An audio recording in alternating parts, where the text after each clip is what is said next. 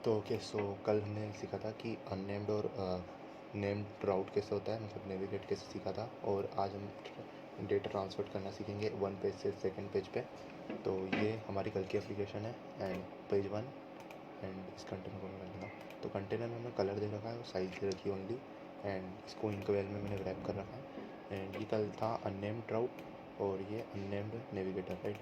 सो ये gate of named मैं कल की क्लास में इसको समझाना भूल गया था साइड। तो ऑफ नेम्ड क्या होता है कि आप जब भी अपने पेज को देखो, मैं डिबग करूँगा, जब भी आप अपने पेज को वन से सेकंड में जाओगे, ये मतलब पेज वन से सेकंड पेज में जाओगे तो फर्स्ट पेज अपने आप मतलब ये पुश, मतलब जैसे हम नेविगेट लिखते हैं ना, राइट, मैं तुमको दिखाता हूँ नेविगेटर डॉट।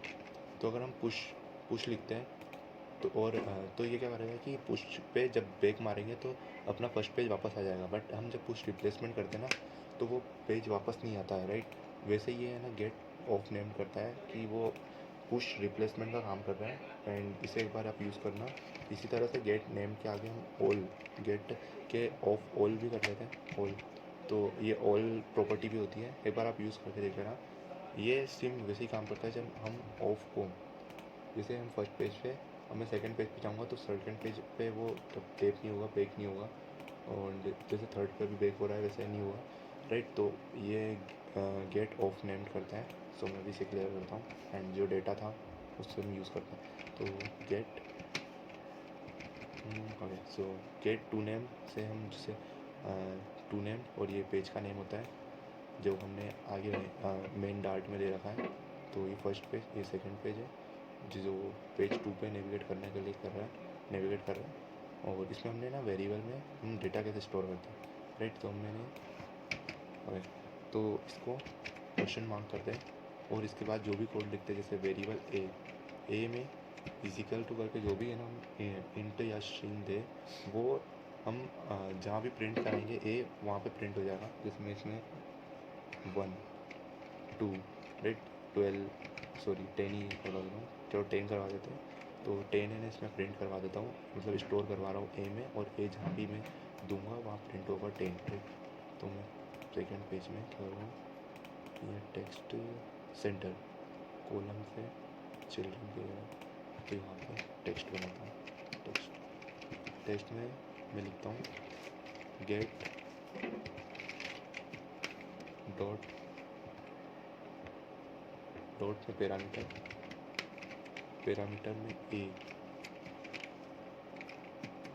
सॉरी ए, राइट। अभी ये क्या कह रहा है कि आई थिंक सो ये कह रहा है कि हमारा पैरामीटर नल भी हो सकता है। सो मैं नल के लिए क्या कर रहा हूँ, इसको भी लिख रहा हूँ ए, ओके। और यहाँ डबल को की ए की वैल्यू, सो मैं भी डबल कर रहा हूँ।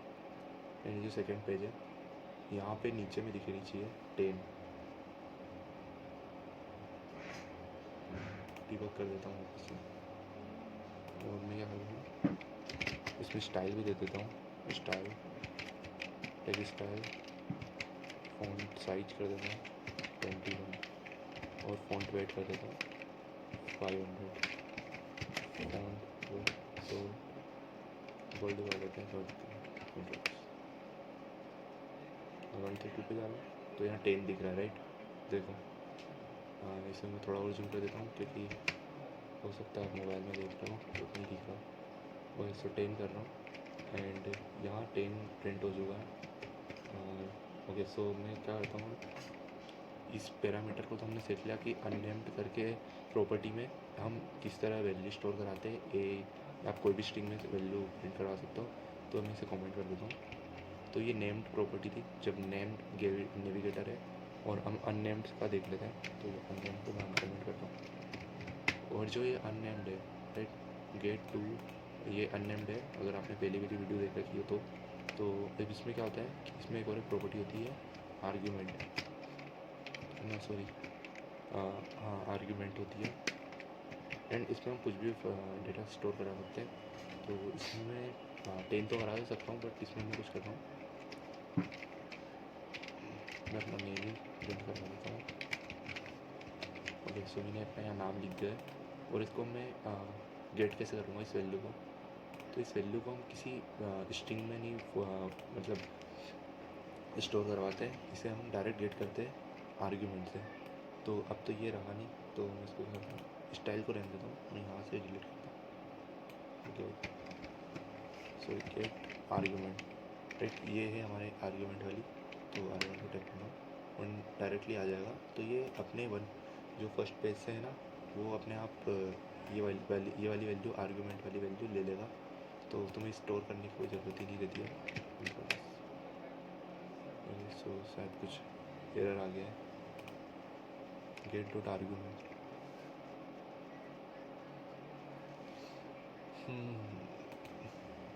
आई थिंक आर्ग्यूमेंट में एरर क्या आ गया। ओके, ये भी नल हो सकता है। सो मैं इसको भी क्वेश्चन मार्क, अब शायद हो जाएगा।